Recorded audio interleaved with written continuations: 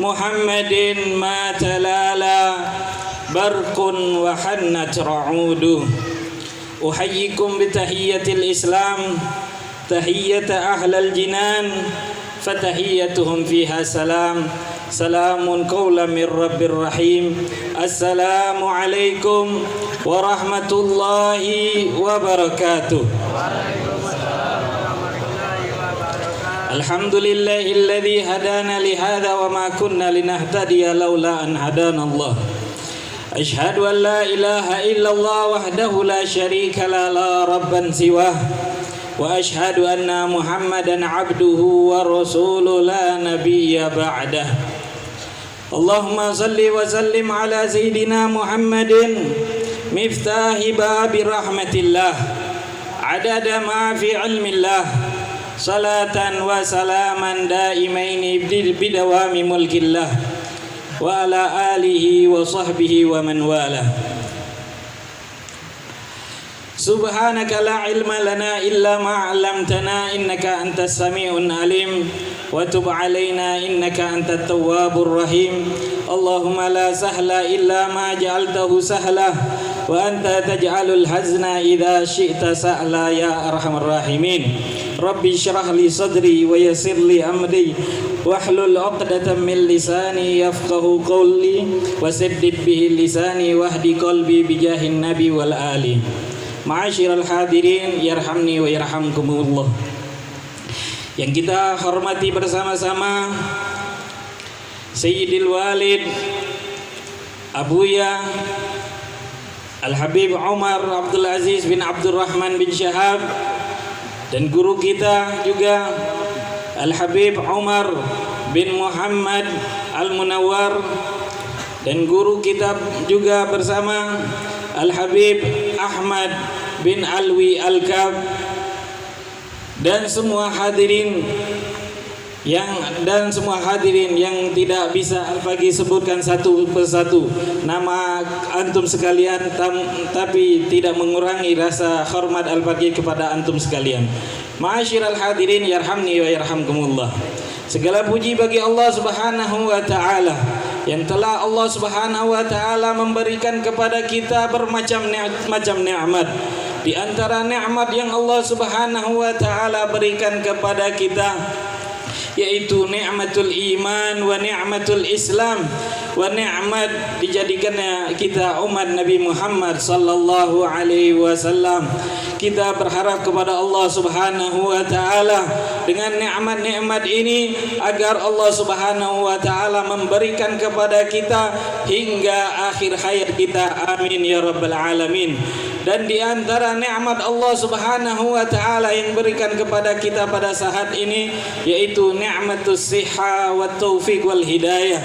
Karena berkat nikmat inilah kita dapat hadir berkumpul merayakan perayaan Maulid Nabi Muhammad sallallahu alaihi wasallam. Ma'asyiral hadirin yarhamni wa yarhamkumullah. Palembang begitu luar biasa. Begitu banyak perayaan Maulid tanpa kita sadari, dari pagi, siang, sore, bahkan di tengah malam pun mungkin ada. Di macam-macam tempat, di macam-macam kampung, di macam-macam masjid, di macam-macam musola. Begitu luar biasanya orang Palembang ini. Orang Palembang begitu semangatnya mereka untuk merayakan Maulid. Tapi di sini kita harus tanya, harus evaluasi diri kita masing-masing. Apa yang sudah kita dapat dari perayaan Maulid ini? Dari keberkahan, ilmu dan semacamnya. Apa kita gara-gara hadir tempat Maulid ini menambah kita semangat untuk ibadat kepada Allah Subhanahu wa taala? Apa sebaliknya? Ma'asyiral hadirin, ya, apa yang kita dapat dari majelis ini begitu luar biasa. Yang perlu harus kita evaluasi. Yang pertama, apakah sudah kita amal dari ilmu yang kita dapat di dalam majelis ini? Karena di dalam Ulama mengatakan al ilmu bil amal, in ajabahu istamar wa illa irtahal. Ilmu ini mengajak kita untuk diamalkan. Kalau tidak, maka ilmu ini akan berlari. Jadi intinya, ketika kita hadir di tempat majelis yang seperti ini, apakah sudah ilmu-ilmu yang kita dapat ke? Cerita-cerita yang kita dapat ke menambahkan semangat kita untuk beribadah kepada Allah Subhanahu wa taala atau tidak. Ma'asyiral hadirin, pertanyaan yang kedua yaitu kemungkinan adanya kesalahan-kesalahan yang ketika kita hadir di sini sehingga keberkahan tersebut tidak kita rasakan. Yang mana yang ini Al-Fakir dapat ke dari guru kita Al-Habib Ahmad bin Alwi Al-Kab yang sempat anak belajar sama beliau, yang anak tulis dan sampai sekarang masih ada catatannya. Beliau menyatu ke yang beliau dengar langsung dari Al-Habib Omar bin Hafid. Beliau menyatu ke al-fa'id fi kulli majalis man salahat niyatuh wa hasunadh dhannuh wa wasi'a mashhaduh. Orang yang beruntung yang hadir di majlis-majlis, baik itu majlis ilmu, majlis ta'lim, ataupun majlis zikir, ataupun majlis-majlis maulid, ataupun majlis-majlis yang lain, harus mempunyai 3 hal ini. Ketika mereka mempunyai 3 hal ini, maka mereka akan mendapatkan senantiasa bersama mereka sir itu majlis, keberkahan itu majlis, ataupun cahaya itu majlis. Yang pertama adalah man sholahat niyatuh, orang yang bagus niatnya. Tanya ke sama diri kita masing-masing, apa tujuan kita ketika kita menghadiri majelis ini? Niat kita bagus atau tidak? Ketika kita niat yang tidak bagus, maka perbagusi niat itu sehingga kita mendapatkan keberkahan itu majelis, mendapatkan cahaya itu majelis. Ketika niat kita tidak baik, maka lawan niat tersebut sehingga menjadi niat yang baik. Kebanyakan kita ketika berhadir ini majelis, kemungkinan ada sebagian kita karena urusan duniawi ataupun urusan pribadi yang tidak ada kaitannya dengan itu majelis, sehingga adanya niat ini bisa merusak keberkahan dari majelis itu tersebut. Ma'asyiral hadirin, yang kedua yaitu adalah wa hasuna dhannuh, dan harus husnuzon kepada orang. Al-Habib Zain bin Ibrahim bin Semid di antara beliau mengatakan min adabi huduril majlis, kata beliau di antara adab hadirin kita di dalam majlis harus menganggap diri kita orang yang paling rendah di antara yang hadir, menganggap orang yang di samping kita semuanya orang yang baik. Di dalam hadis Rasulullah sallallahu alaihi wasallam bersabda, inna lillahi ubadan man nadhara ila ahadihim nadratan sa'adatan la yusqa ba'daha abada. Sungguhnya Allah Subhanahu wa taala menyembunyikan daripada hamba-hambanya barang siapa yang mendapatkan pandangan tersebut, maka seorang tersebut akan dicatat oleh Allah Subhanahu wa taala dan dimasukkan di surganya Allah Subhanahu wa taala, dan dimasukkan oleh Allah Subhanahu wa taala. Ma'asyiral hadirin, yarhamni wa yarhamkumullah. Catatan yang ketiga yaitu adalah wawasi amashhaduh. Harus kita memperluas masyhad kita kepada orang yang hadir ketika di dalam majlis. Pandangan kita harus pandangan yang benar, menganggap orang yang di depan kita, yang di samping kita, yang di belakang kita semuanya orang yang baik. Jangan sampai kita rusak pandangan kita tersebut sehingga keberkahan itu majlis dicabut oleh Allah Subhanahu wa taala dari diri kita pribadi. Ma'asyiral hadirin, yarhamni wa yarhamkumullah. kalau kita tekuni, kalau kita pahami dari Magola Al-Habib Umar bin Hafid ini, Al-Habib Umar ini melainkan yang bersumber yaitu dari mata kita.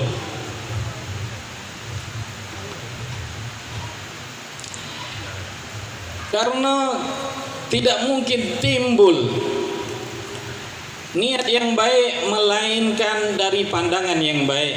Tidak mungkin timbul niat yang soleh melainkan dari pandangan yang soleh. Oleh karena itu kita harus menjaga mata-mata kita dari pandangan-pandang yang tidak baik. Ketika kita mandang yang tidak baik, apapun yang kita tidak pandang baik, maka akan timbul rusak di dalam hati kita. Maka di situ niat, bermacam-macam niat akan rusak. Ma'asyiral hadirin yarhamni wa yarhamkumullah. Oleh karena itu mari kita jago mata-mata kita. Al-Habib Ali yang pernah anda dengar dari Al-Habib Ali Jufri, beliau mengatakan salatun latun arba'atun latundur. Ada 4 perkara yang tidak boleh kita jingok. Yang pertama, an-nazar ila ma haramallah, melihat apa yang diharamkan oleh Allah Subhanahu wa taala.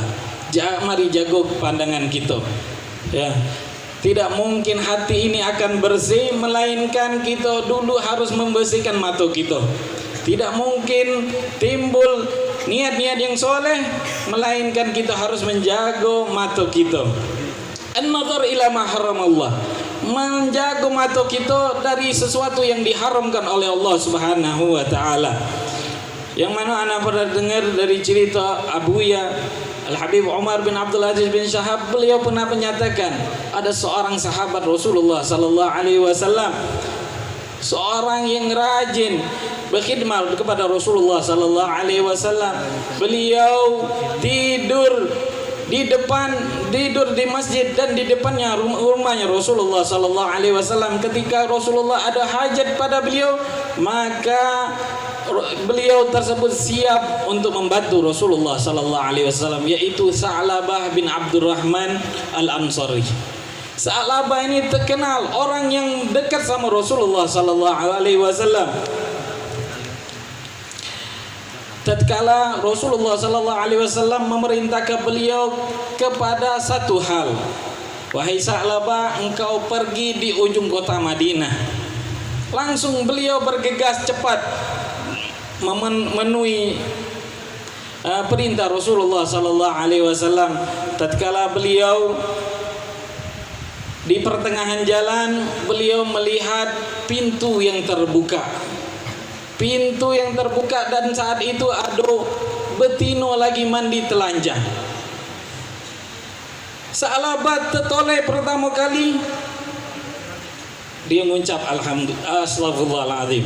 Dan tertoleh yang kedua kalinya, dan teringat dari Magala atau qala Rasulullah sallallahu alaihi wasallam, lakal ula wa alaika saniyah. Teringat, terbayang, dan dia merasakan takut kepada apa yang dia jingok tadi. Wahai Sa'labah, engkau sudah dosa besar karena melihat sesuatu yang diharamkan oleh Allah Subhanahu wa taala. Lakal ula wa alaika saniyah. Bonus untukmu ketika engkau melihat pandangan yang pertama. Dan hati-hati ketika engkau berbalik pandangan yang kedua, maka itu adalah ancaman bagimu, wahai Sa'labah. Maka dari sini dia menangis, langsung dia lari, dia tinggalkan perintah Rasulullah sallallahu alaihi wasallam tersebut, langsung dia ketakutan sama Rasulullah sallallahu alaihi wasallam, takut tahu Rasulullah sallallahu alaihi wasallam, dan dia merasa malu sama Rasulullah sallallahu alaihi wasallam, sampai Rasulullah kebingungan mencari beliau. Dan pada saat itu Rasulullah sallallahu alaihi wasallam menanyakan kepada Sayyidina Umar dan Sayyidina Salman Al-Farisi, wahai Umar dan wahai Salman, di mana Sa'labah? Engkau cari itu Sa'labah. Pada saat itu semua sahabat mencari Sa'labah, akan tetapi mereka tidak dapatin Sa'labah tersebut. Dan tatkala beberapa minggu malaikat Jibril turun kepada Rasulullah sallallahu alaihi wasallam dan mengabarkan kepada Rasulullah sallallahu alaihi wasallam, wahai Rasulullah, ada umatmu di satu gunung di antara Mekah dan Madinah, dan berapa bulan beliau ada di situ. Rasulullah sallallahu alaihi wasallam sudah menyangkut bahwa ini adalah Sa'labah bin Abdurrahman Al-Ansari. Langsung Rasulullah sallallahu alaihi wasallam mengabarkan kepada Umar bin Khattab dan Salman Al-Farisi, engkau cari itu Sa'labah, engkau jemput itu Sa'labah. Langsung Sayyidina Umar dan Salman Al-Farisi menjemput Sa'labah, mencari Sa'labah di gunung. Dan pada saat itu Sayyidina Umar dan Sayyidina Abdurrahman tidak mendapatkan Sa'labah. Akhirnya Sayyidina Umar bertemu bersama ngembala kambing, dan Sayyidina Umar bertanya kepada mengembala kambing, apakah engkau melihat seseorang yang badannya kurus, yang disifati oleh Sayyidina Umar tentang Sa'labah? Apa jawab pengembala kambing? Aku memang jingok. Dia ada di gunung di pucuk, dan setiap harinya dia menangis, tidak tahu kenapa, apa sebabnya. Langsung udah ngira Sayyidina Umar tersebut bahwa itu Sa'labah bin Abdurrahman Al-Ansari. Dan tatkala itu kata uang kambing ini, dia memang tidak galak ketemu siapapun, siapa nyingok dia pasti dia akan lagi.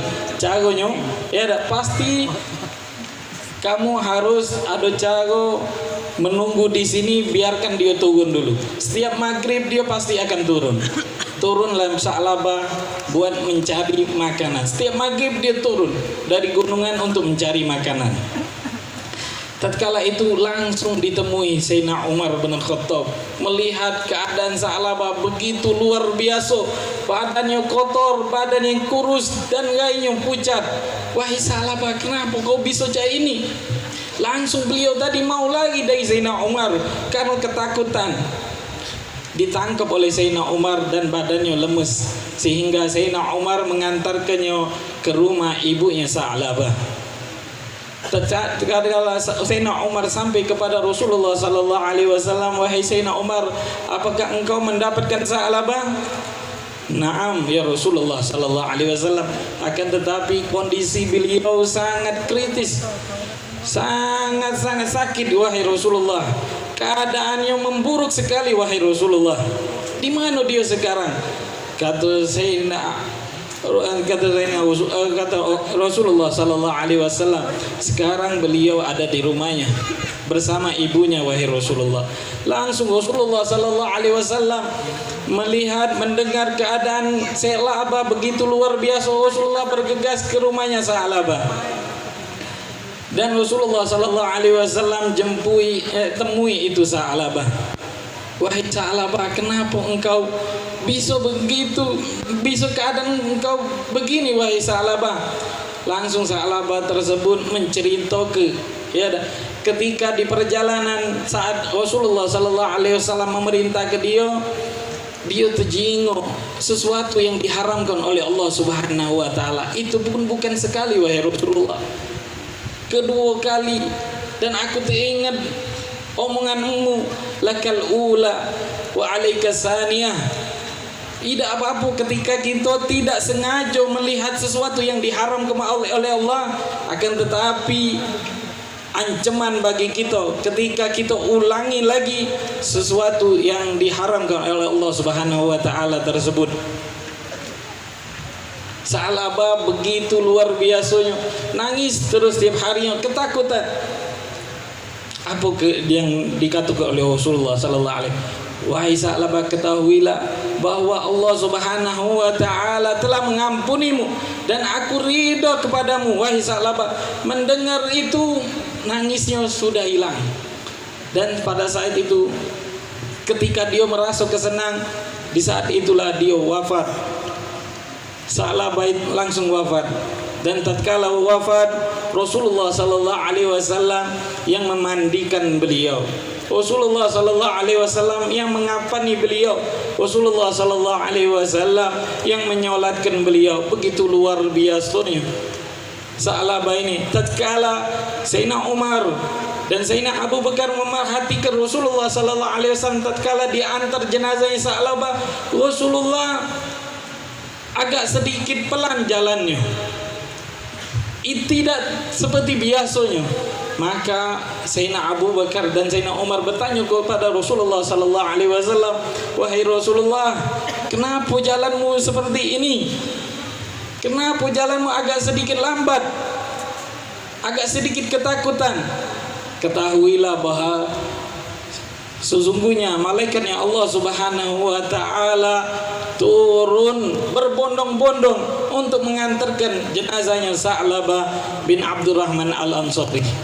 Ketahuilah ma'asyiral hadirin, ketika kita ada rasa takut, maka di situ akan kita dapat ke hati yang bersih, akan kita mendapat kemanisan di dalam beribadah kepada Allah Subhanahu wa taala. Di dalam hadis Rasulullah sallallahu alaihi wasallam menyatakan, "An-nadratu sahmun masmumun min sihamil iblis. Faman taraka makhafati abdaltuhu halawatan yajidu fi qalbi." Sesungguhnya pandangan ini adalah seperti panah yang beracun dari panahnya iblis. Barang siapa yang meninggal ke sesuatu pandangan yang haram karena takut kepada Allah Subhanahu wa taala, maka Allah Subhanahu wa taala akan memberinya kemanisan di dalam beribadah kepada Allah Subhanahu wa taala yang dia dapatkan di dalam hatinya. Ma'asyiral hadirin, dari ini cerita mungkin kita bisa perhatikan, jangan sekali-sekali kita untuk memandang sesuatu yang diharamkan oleh Allah Subhanahu wa taala. Kita jauhi apa yang diharamkan oleh Allah Subhanahu wa taala. An-nadhar ila al-awrad wa ila al-mahdhurat. Banyak sekali yang perlu kita perhatikan sekarang ini adalah handphone yang ada yang zaman sekarang ini, yang merusak keturunan kita, yang merusak anak-anak kita, karena di dalam handphone tersebut bermacam-macam maksiatnya Allah, maksiat kepada Allah Subhanahu wa taala. Al-Faqir pernah mendapatkan suatu nasihat dari guru Al-Faqir Al-Habib Alwi As-Segaf. Beliau mengatakan, "Inna internet wa jami'ut tawassul sukun kabirun aghraqat fihi akhlaqur rijal." Sesungguhnya internet dan semua media sosial ini adalah ibarat pasar, ibarat yang pasar yang besar, yang banyak telah banyak menenggelamkan akhlak-akhlak orang yang baik. La yuba'u fihi majanan. Tidak mungkin ada di media sosial ini mereka menjual dengan gratis. Bal yuridu fihi mugobil. Mereka ingin ada yang dibayar. Tidak ada mereka orang yang kafir, orang yang non muslim, mereka memberikan kerusakan di dalam internet, melainkan mereka mengharapkan agar kita ini dan anak keturunan kita ini rusak semua. Ini yang dinasihati oleh guru kita bersama Al-Habib Alwi As-Segaf. Ma'asyiral hadirin, yang perlu kita perhatikan di antaranya yang kedua, an-nadhar ilal mubahat bi'aini syahwah. Melihat atau memandang sesuatu yang diperbolehkan tapi dengan syahwat. Ini harus kita jago. Mata kita ini harus jago dengan pandangan yang ini. Mungkin sesuatu tersebut diperbolehkan oleh Allah Subhanahu wa taala untuk dipandang, tapi caranya yang salah, yaitu caranya dengan adanya syahwat kita dan di dalam memandang tersebut. Maka ini pandangan-pandangan yang salah. Pandangan-pandangan ini pandangan yang salah, ma'asyiral hadirin, yang bisa merusak hati kita. Ibarat hati ini adalah wadah. Ketika kita mendapat kebaikan apapun, sehingga setidaknya ya jangan kita kotori wadah tersebut dengan maksiat, karena kita tidak tahu maksiat sekecil apapun itu bisa menghapus semua kebaikan kita. Dan sebaliknya, dan kita mengharap sekecil kebaikan kita agar Allah Subhanahu wa taala menghapus semua kejahatan kita. Ma'asyiral hadirin, yang ketiga kata Al-Habib Ali Al-Jufri, yang tidak boleh kita pandang an-nazar ilal makhluk bi'ainil ihtigar, memandang kepada makhluknya Allah Subhanahu wa taala dengan pandangan meremehkan. Ini yang tidak boleh. Yang pernah kita dapat di media sosial, di situ perkataan Kiai Tifur. Beliau seseorang ulama yang begitu luar biasa, sering mimpi Rasulullah. Beliau mengatakan ada pandangan yang barang siapa yang menggunung ke matanya untuk meremehkan, maka pandangan tersebut tidak pantas untuk memandang keindahannya Rasulullah sallallahu alaihi wasallam. Ini resep dari beliau. Kalau kita ingin memandang Rasulullah sallallahu alaihi wasallam, dan jangan sekali-sekali pandangan kita tersebut meremehkan, merendahkan orang lain. Karena pandangan inilah yang bisa merusak mata kita, ma'asyiral hadirin. Apalagi yang kita remehkan tersebut adalah ulama. Di dalam kitab Tanbihul Ghafilin, di situ disebutkan tidak boleh kita memandang ulama dengan bi'ainil ihtigar, dengan pandangan yang meremehkan. Barang siapa yang memandang ulama bi'ainil ihtigar, faqad khasira wa khaba wa syarra ilal ma'ab, maka seorang tersebut akan rugi dan akan kembali ke dalam nerakanya Allah Subhanahu wa taala. Wa syakka, dan ditakut kepada orang tersebut su'ul khatimah, mati su'ul khatimah. Maka di sini tidak boleh kita memandang siapapun, apalagi memandang orang yang hebat, orang yang diagungkan oleh Allah Subhanahu wa taala dengan ainul ihtigar, dengan pandangan meremehkan. Ada suatu cerita di zaman dahulu, ada seseorang yang ahli ibadah. Orang ini rajin ibadat, bahkan beliau tidak pernah keluar dari kamarnya selama 1 tahun, sibuk beribadat kepada Allah Subhanahu wa taala. Setiap harinya beribadat kepada Allah Subhanahu wa taala. Sampai-sampai orang ini terkenal orang yang ahli ibadat, dan tidaklah dia keluar dari rumahnya melainkan awan yang dinaungi oleh dia. Dinaungi oleh awan. Dia keluar dari rumahnya pasti awan yang nuntut dia. Teduh. Begitu hebatnya, luar biasa saking ahli ibadah. Tatkala itu beliau lewat di padang pasir dan melihat orang yang bermaksiat. Orang maksiat ini terkenal juga dengan kemaksiatnya. Tatkala selintasan dia dan wong ahli maksiatnya, dan dia tadi ngasuh, wih kapanlah wong ini taubat. Maksiat terus gawe dia nih mungkin maling, curi dan semacamnya. Kapan kau ini taubat? Dan wong maksiat tersebut ngasuh takut karena selintasan dengan wong ahli ibadat. Wong di kampung itu terkenal dengan ahli ibadahnya. Bahkan Allah Subhanahu wa taala memberikannya karomah sehingga dia tadi dinaungi oleh awan. Tatkala selintasan sama dia, maka awan tersebut berpindah.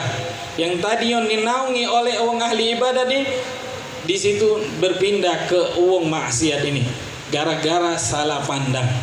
Gara-gara memandang, meskipun yang kita pandang tersebut orang yang bermaksiat kepada Allah Subhanahu wa taala, yang kita tahu dia tuh banyak maksiatnya kepada Allah, ketika kita salah pandang, pandangan yang meremehkan, maka Allah Subhanahu wa taala cabut karomah tersebut dari wong abid sehingga Allah Subhanahu wa taala pindahkan karomah tersebut kepada orang yang maksiat.